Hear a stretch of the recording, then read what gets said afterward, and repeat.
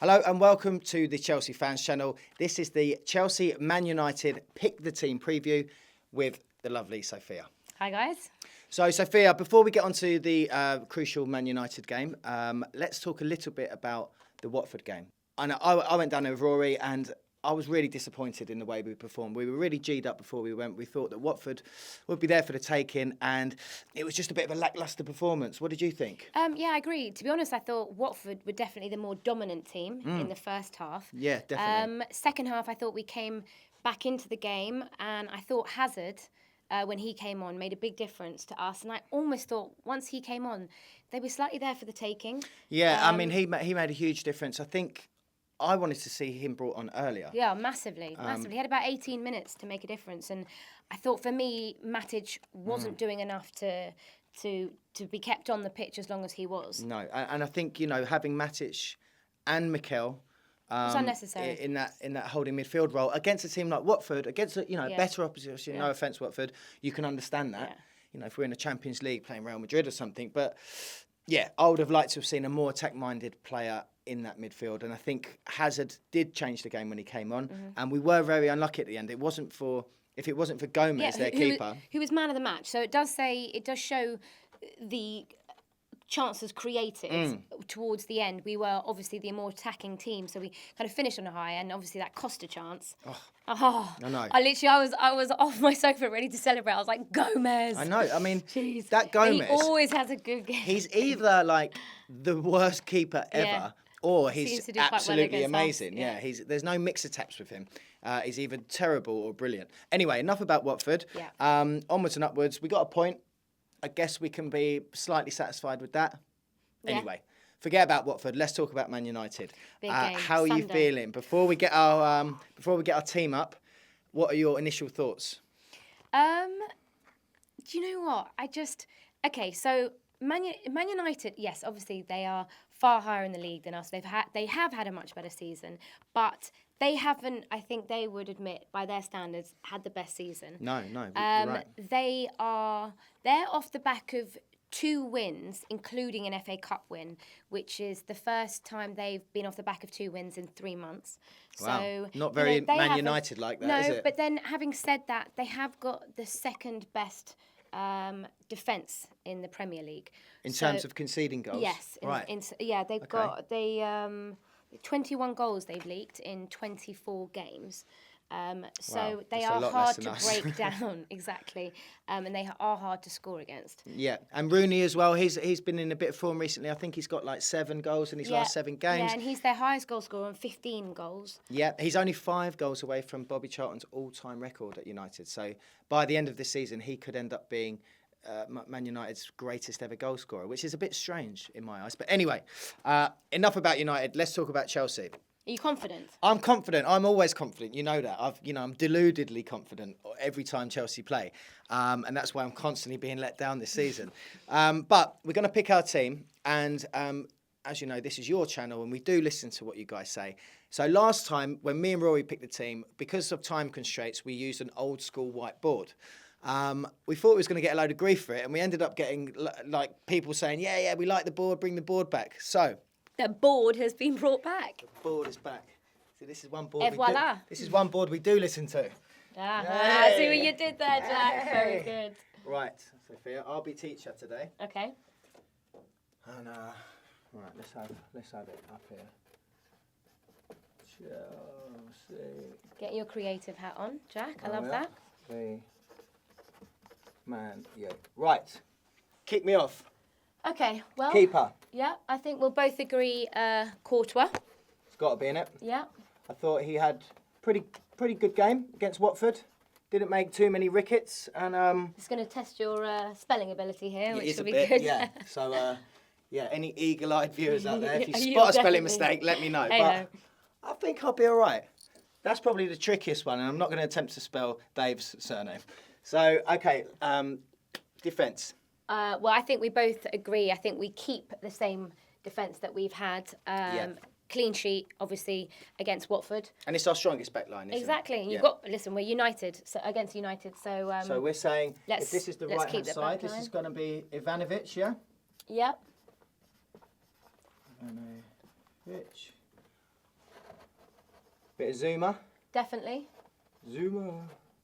I think after all the big, obviously, press intrusion to John Terry this week, I thought yet again he had a really good, solid performance. Yeah, and what I loved Watford. about being in the away end, the Chelsea fans were singing JT's name, all night long, especially towards the latter stages of the second half. And, typical John Terry, at the end of the 90th minutes, always goes up to the supporters, clapping Tap it. of the badge, and point of recognition. Yeah, and tapping the badge. Well, not tapping it, like punching it. We love him. He loves us. Listen to him, the board. Give him a new contract. Right, John Terry. There you go. El Captain. Okay, let's give him a little C like that.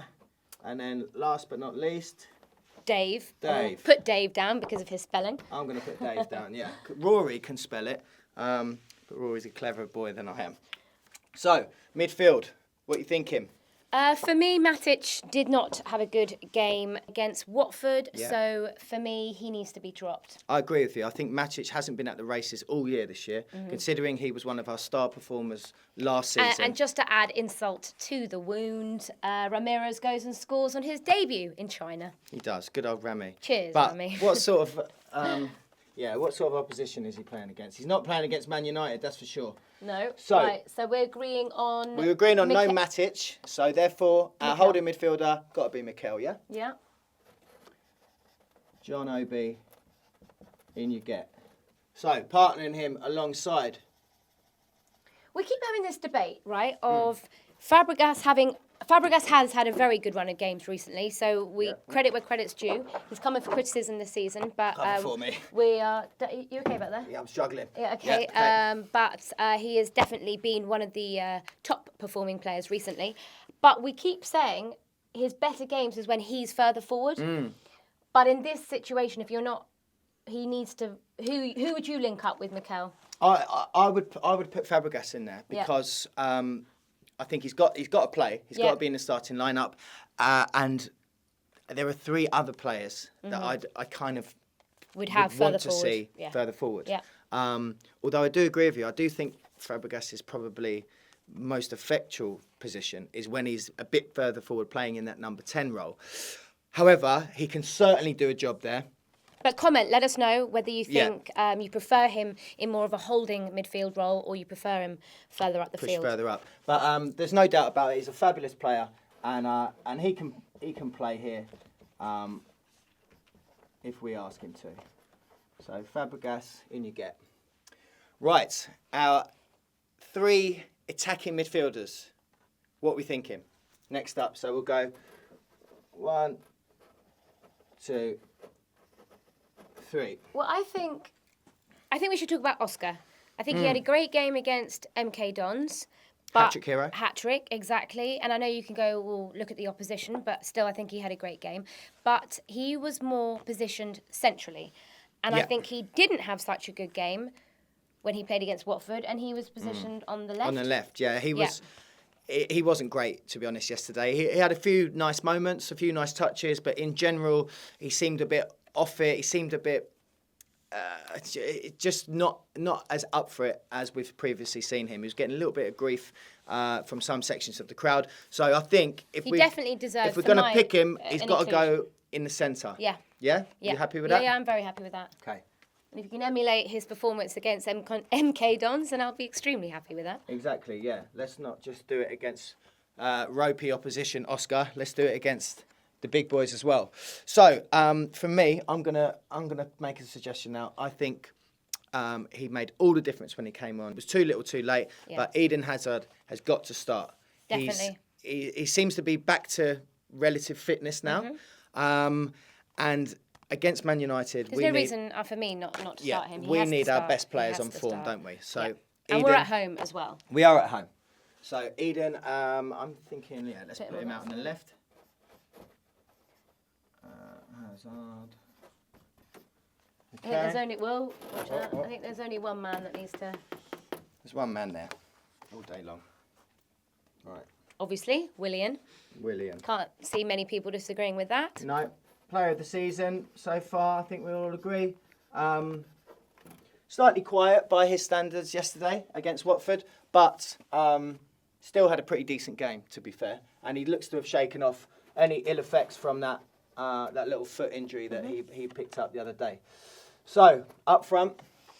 The big man. It's got to be Costa. And I think, actually, it'll be a very interesting battle between Costa and Smalling. They've actually never played against each other in club football, only international football. And Costa's never played against United due to injuries and suspensions. That's amazing. I had no idea that was... yeah, so that'll be an interesting one. So I think he's going to be massively up for it. What do you think of his performance against Watford? Barring that, do you know what? I'm not even going into the handbags and all that rubbish. Well, I want to talk about that. Yeah, okay, let's go into it then. Because I felt that he got a really rough deal there. I totally agree. That's why I almost didn't want to highlight it again. I think teams are, focusing on him. They're saying, managers are saying to their defenders, right, get up Costa's nose. Get him annoyed. Get him not thinking about the game and thinking about the fights, and therefore, he's going to be less of a threat when the ball's at his feet. And I thought yesterday, I can't remember. I know you're going to say his name, Paredes, I think he's called it. For me, that was nothing short of cheating. He's he's the Watford right back. And even all the pundits said that. Exactly. I mean, Costa didn't do anything wrong. And next thing you know, this guy is rolling around, grabbing his face, grabbing his head, rolling around. His face. I know. He didn't even touch his face. And he actually punched Costa in the back before this happened. I think Costa was just reacting. This guy goes down like a sack of potatoes, rolling around like a little girl in the playground. It was embarrassing. And not only that, his Troy Deeney, the Watford captain... I was just about to say... He came out and he said, you know what, I'm embarrassed. Credit to Troy Deeney, because you know what, not many captains or even, players would say that about their own teammates. So credit to Troy Deeney. Credit to him. He said, look, I'm going to pick him up on it because that was disgusting, the play acting. It just needs to be stamped out of the game completely. Yeah, so I think, getting back to Costa, this is... he's almost made a bit of a rod for his own back now. Mm-hmm. People know that he's got that fiery, aggressive side to him, and therefore they're targeting that and they're trying to exploit that and make him lose his head. So he just needs to focus against Man United. Don't let Chris Smalling or any of those guys wind him up too much, and just needs to play with the right amount of aggression. Definitely. And listen, he's got 5 goals in 6 Premiership appearances under Gus Hiddink. So yeah. And would have had another one if not for the world-class save against Gomez. But like I said, I think it will be a very interesting game for him against their defence. I think Chris Smalling has played pretty much almost every minute of Man United's games. So yeah, he seems to be really done well for come on leaps and bounds for them this year. He has done well for them. So like I said earlier, I think that will be a very key battle come Sunday. But hopefully Diego will tear him a new one, yeah? Well, we hope so. We hope so. Fingers crossed. Well, guys, that is our starting 11. Whether Gus Hiddink agrees with us or not remains to be seen. Whether you agree with us or not remains to be seen. Let us know in the comments below what your starting 11 would be. Sophia, thanks very much for coming in. Can't wait for Sunday. Fingers crossed. Come on, you Blues. Welcome to the Chelsea Fans Channel. It's time for Backpage Blues. I'm joined by Charlie, the Hurricane Skillen from the Man